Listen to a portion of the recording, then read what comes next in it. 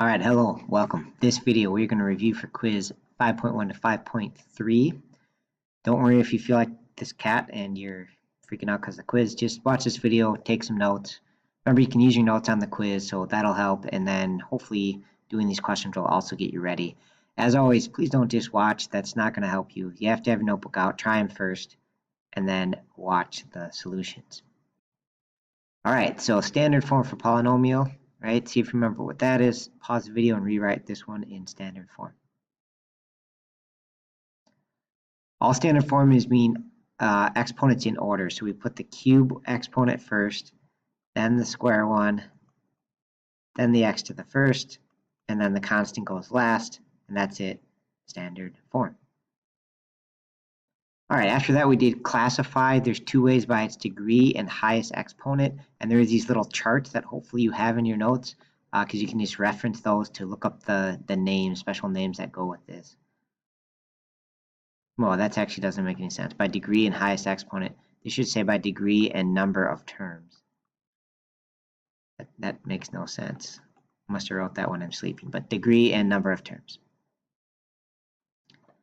Okay, so the highest degree is 2, highest exponent, and that's called a quadratic, as weird as it seems. Quadratics are x squareds, and then it's got 3 parts to it, 3 terms, so that's a trinomial. Whoops. Okay, and if you need those charts again real quick, here's all the names for their exponents with some examples. We filled this in class, right? After 5, there's no special name. Let's call it a 6 degree. Okay, that's by the highest exponent.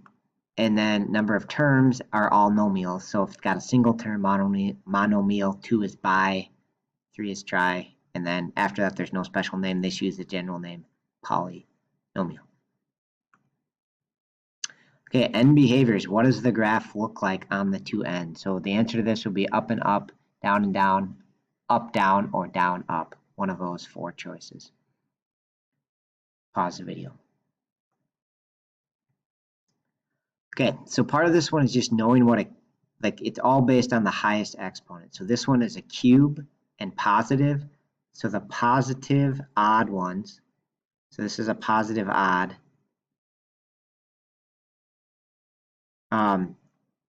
Right, so the cube one looks like that, and so this one is going to be down on the left and up on the right. So we say down and up. Okay, if it was odd and negative, it would be reversed. So it would be up and down. And that doesn't matter again if it's like a 5th power or something too, right? If it's a 5th power, it's just going to be more squiggly, but it's still going to be up and down, right? If it's odd and negative, right? The highest exponent odd and then negative in front. Okay, and then the other ones are positive even, which is up and up. I just think of the x squared. That's a poor drawing, but even positive is up, up, and then even negative is down, down. So it'll look like this. And again, it doesn't matter if it's a square or a 4th, like a negative x to the 4th. It's just a little more wavy, but it's still considered down and down on both sides. You can always graph these on a calculator too and just see what it looks like. It's another way to do it. Okay, local minimum maximum. So this one, by the way, would be an up and up. This would actually be an x to the 4th, probably, based on its shape. But anyways, what would be local max and min?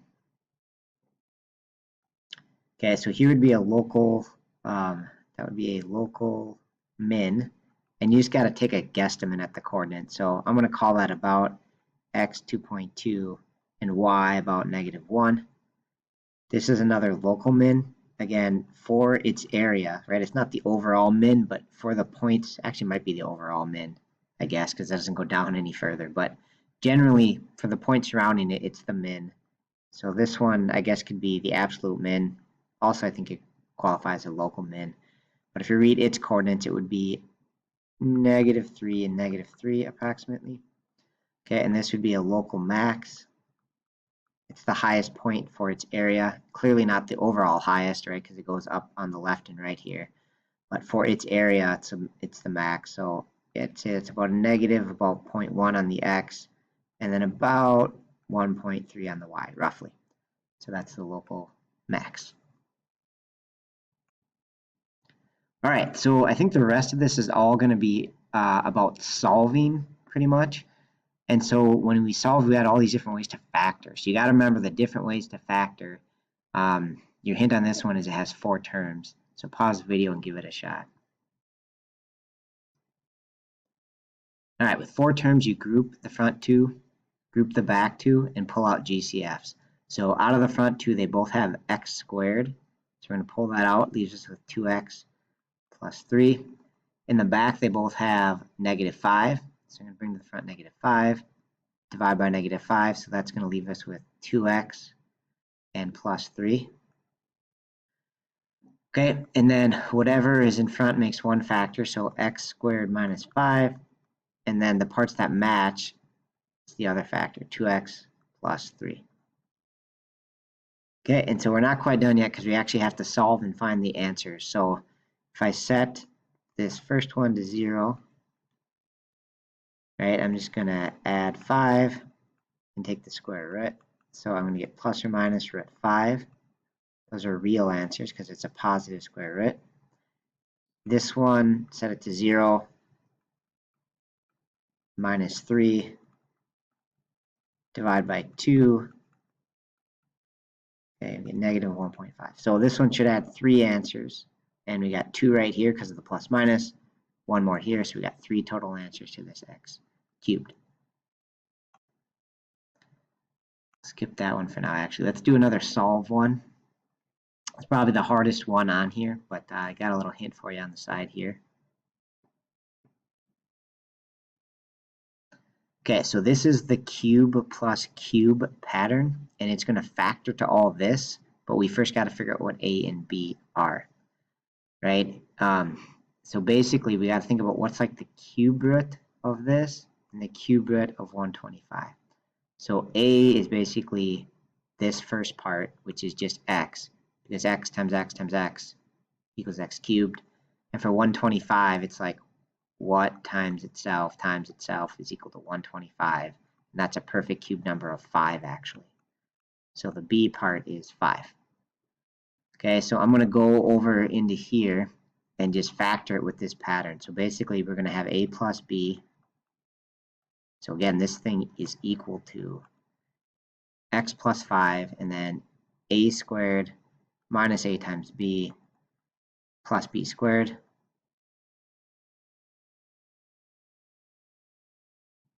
Okay, and now I can just solve this. So this first part, x plus 5 equals 0. That's going to have an answer of -5.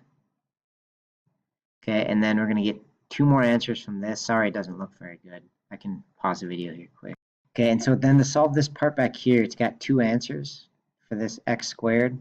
And it looks like it might factor, but it actually won't.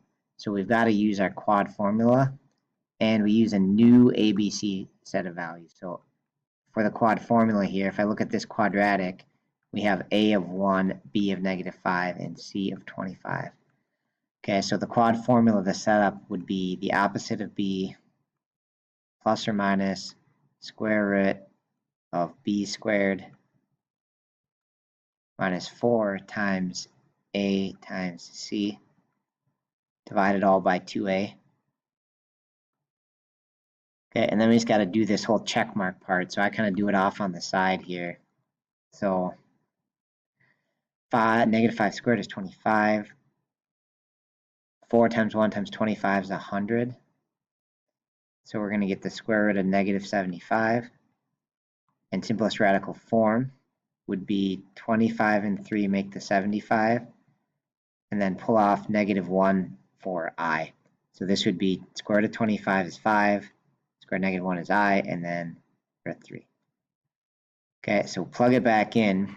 And our other 2 answers for x would be 5 plus or minus something we just cleaned up. So 5i radical 3, and divide it all by 2. And that's as simple or clean as it gets. Right, so those are our other 2 answers. Pretty tricky solve one. That's probably the hardest one on the test, is this cube pattern. but hopefully you have these patterns written down. They'll be given to you on the test and stuff, so hopefully you have them written down when you take the quiz today. Figure out A and B, factor it, and then solve. All right, another solve question for you. Pause the video. And I guess when I say factoring, you got to get 0 on one side first. That's probably a little deceptive, so sorry about that. Okay. And again, if you are stuck, hopefully, this will make sense to you now. Hopefully you've tried it at least. Okay, so from here, this is a trinomial part. So we're going to factor it into two little binomials.